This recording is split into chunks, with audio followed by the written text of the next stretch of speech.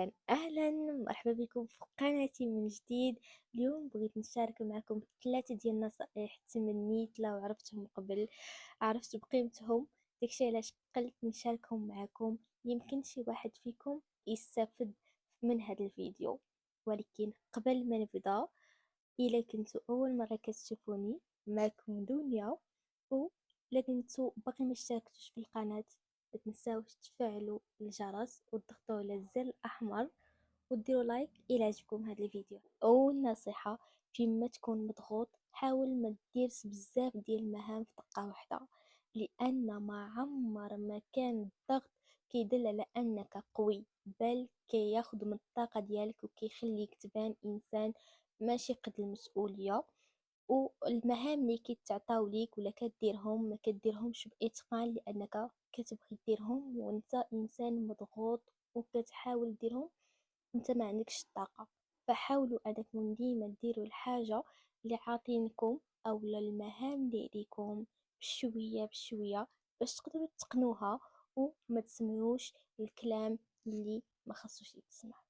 والنصيحة الثانية هي ديما الثقة بالنفس ما عمرها كانت مرتبطة برضا الناس عليك أو بالمظاهر، بالعكس، ديما الثقة بالنفس كتكون مرتبطة بحبك لذاتك، بحبك لنفسك. أي حاجة عطيتيها للنفس ديالك كون أكيد أن الناس غادي يبادلوك بنفس الحاجة. عطيتي لذاتك الاحترام، الناس غيعطيوك الاحترام. حبيتي راسك، غيعطيوك الناس الحب. أي حاجة زوينة قدمتيها لراسك غيقدموها لك الناس. أما إلا ديما كتعطي الطاقة السلبية للذات ديالك، فالناس كذلك غيعطيوك نفس الطاقة السلبية. فحبوا راسكم كيف ما نتوما، وما تبقاوش ديما تبغيو ترضيو الناس كيف ما بغاو هما. أما النصيحة الثالثة والأخيرة، وآخر نصيحة ومهمة بزاف بزاف بزاف، هي اهتمي بنفسك. بحال تخرجي تمشاي تسافري، يمكن تاكلي اكل صحي، تقدري ديري دوش، تقدري تفرجي في شي مسلسل كيعجبك.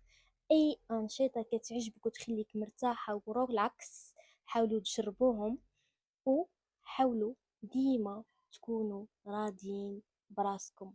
وهذا الشيء ما كيدلش على انك الا كنتي لابسه مزيان ولا كتاكلي اكل صحي ولا كتخرجي بوحدك ولا كديري بزاف ديال الانشطه وانت مرتاحه، ما كيدلش على انك متكبره ولا انانيه. بالعكس، كيدل على انك تايقه في راسك وكيدل على حبك لذاتك. وديري حلقة في ودنك ان ما عمر الحاجة اللي ما عطيتيهاش راسك ما غيعطيوهاش لك. ما عطيتيش قيمة لراسك ما غيعطيوهاش لك الناس، ولا ما حبيتيش راسك ما عمر الناس غادي يحبوك. فداك الشيء علاش ما تنساوش تقولوا لي في لي كومونتير شنو الحاجة اللي استفدتوا منها في هذا الفيديو هذا، وشنو الحاجة اللي تبغيو تشوفها في الفيديو الجاي. ونتلاقاو في الفيديو الجاي ان شاء الله. مع السلامة.